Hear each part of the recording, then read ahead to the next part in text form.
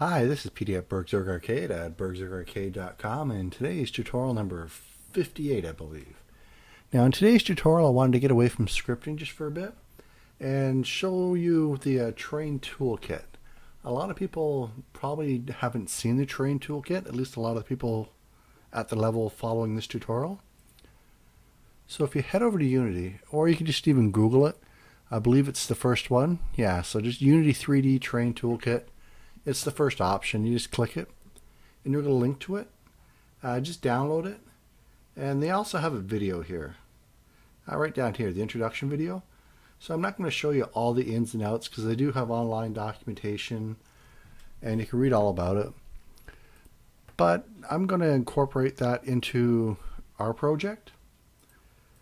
So I'll just import a package. And I've saved mine where I save all of my packages. And if we go down to my Unity directory, you'll notice there's a standards package or packages that comes with Unity 3. I just put all mine in here, plus the ones that come with Unity. Unity before came with a standards and a pro, and now they've broken them all up into several other packages. So it looks a little messy, but it's actually a good thing in the long run. But there's my Terrain Toolkit. So I'm just going to click open. It's going to present me with a list of all the stuff that it's going to incorporate and tell me which things are new and which isn't. But I'm just going to incorporate it all. Now it'll take a few seconds to import. And then you have this. But let's go ahead and actually use it. So I've got my terrain here. If I zoom into it on the scene view, it's pretty bland terrain. I really didn't do much with it. I just started it. I'm just actually going to get rid of it now. And I'm going to go down to my trains down here and get rid of both of these too. So I have no trains in my scene at all. So I'll come up here and create a new one. I'm going to go to set resolution. For now, I'm just going to keep the defaults. You might want to change this a bit to your personal preference and style. Everything that looks fine to me. So I'll set the resolution. And come down here, or you can just do it from the terrain, I believe. Up there in components, add the Terrain Toolkit to this terrain. So there we go. I'm going to stretch it out a bit so we can see it a bit more. And try to center in on this a bit. Now I'm just going to quickly create a terrain. They have a video to show what all the options are for on their website, so I'm not really going to go into that too much. So I'm going to create a cell. I'm going to pause the video here and actually create my terrain. Alright, so I've gone through and I've created a few different filters that I wanted on my terrain, as well as the eroded filters. And this is the terrain I ended up with. It's basically what I wanted, was just some nice little rolling hills. And I'm going to apply my textures now. Actually, let's import the package that comes with Unity for terrain assets, I believe it's called. So I'm going to go down, Unity, standard packages, terrain assets. I believe that's the one I want. That's the mobile version. This is the non-mobile version. So we have some grass. Okay, there's not a whole lot more, but it'll give us some things to work with.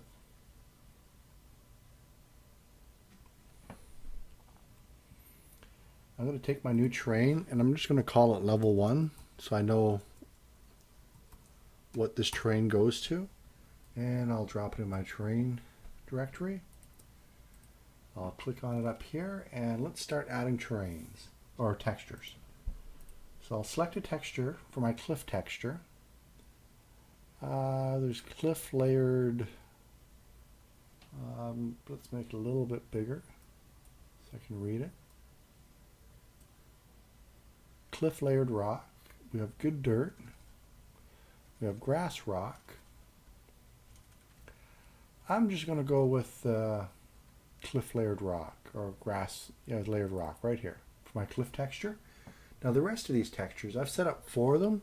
You want to think of it as the first one is going to be the lowest level, then the next one will be higher up in altitude, and then finally your fifth one. I wouldn't really recommend going more than 4.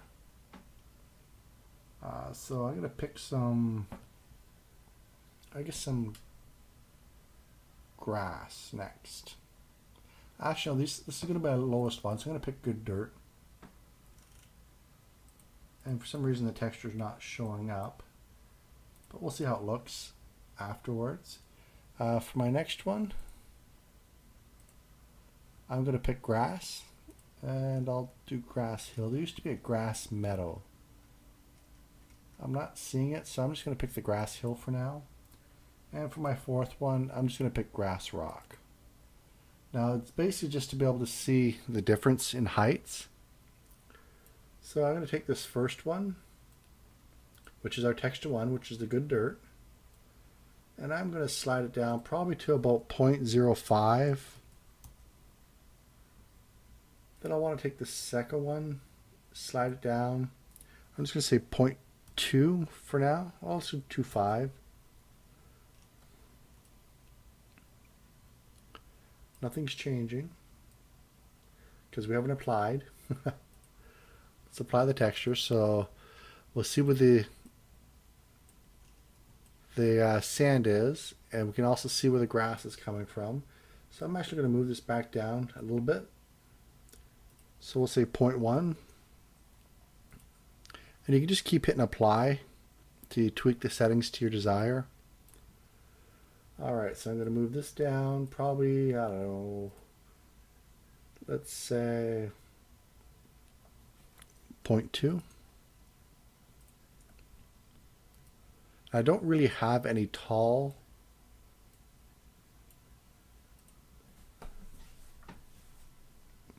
landmarks like mountains and that, so I'm not going to see a whole lot of my cliff. So I'm going to adjust the cliff settings. Cliffs, I'm going to say start at 25%. So after a bunch of tweaking, I've pretty much settled on this. This is where my starter town is going to be, is in this little area. So now I'm going to want to add some water. So I'm going to import a new package again. And of course we go to the packages that come with Unity. And the standard package. If you only have the basic license, pick basic. If you have pro, you can grab the pro. It has a refraction, I believe. It's the only difference. And it shows you everything that's going to import. That's all fine. So it's going to compile everything up, then import it all. And I noticed while I was importing, it looked like I had a few new things that I hadn't seen before. So let's see. Water Pro only? Okay, I thought I'd seen something about a river or something like that, but it doesn't matter. I'm going to add some, I guess we'll go with daylight water. So let's take a look, see where that is. It puts it at 0, 0. I'm going to want to move it to the center of my terrain. And I believe my terrain was 2000 by 2000, so that means I have to move this to 1000 by 1000 on the Z.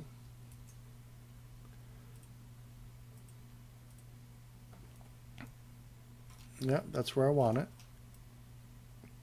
And let's expand it. I'm going to turn on my wireframe again so I can see.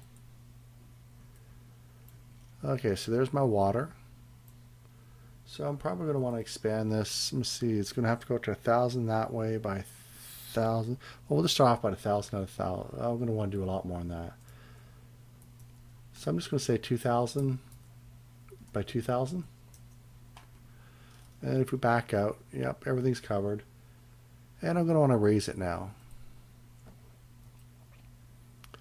So let's raise it 3. That's not a whole lot. I basically wanted to fill in all these little sandy areas. So let's say 10. So once you got your water to the level that you want, you'll want to pick a spot where you want to start out in your game. So basically think of it as your little starter town, wherever it is. As you can see, I've changed my terrain yet again, as I often do. I'm going to put mine right here, pretty much in the center of my terrain. That's a nice little geographical area. But the thing is, we're going to want to move all of our spawn points and everything to different spots, because you notice now when you start it, everything's underground. So if we went out and we zoomed in the scene view, everything's under the ground. So we're going to have to move everything. So that isn't really that hard. I'm just going to move this to 1,000 by 1,000. And I'll move this to 20. Then let's go zoom in on it. It looks like it's still underneath. Maybe not. I'm going to move everything there. So let's start off here.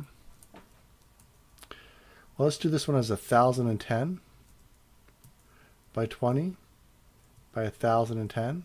That's actually pretty far away from the first one. That puts that in the water. If we click that, we'll actually get some crosshairs for it. So that puts that way over here, which is still underneath. So we'll want to raise that a bit more. 50. So that's right above the ground. That's pretty much where we want it. So let's go to the first one again. And it's in the water. I don't really want that. So I'm just going to drag it to the shore over here. And it's under the ground. We'll just bump that up. So this would be a great time to get into editor scripts, so they could just plop these everywhere for you, but we'll cover that in a more advanced tutorial. And of course our third one, we're just going to go 1,000 by 50 by, let's do 1,010, so it's fairly close to the others. And it's above ground. So the script that we attach to our player to have him spawn, we're going to want to change that too for his starting location. So that was our Game Master script that moved him. And we'll just double click it, open it up, and it was right here. I'm going to expose this as a public variable again. And I'm just going to comment out this line. And we'll make it public.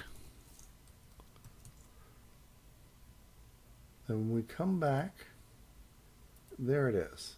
So X, we'll put out 1,000, 50 by, it's about 1,010. Let's start it up, see where that puts us. Right on top of mob, which is fine. I'm actually going to zoom in on it. So where are we in relationship to where I wanted to be?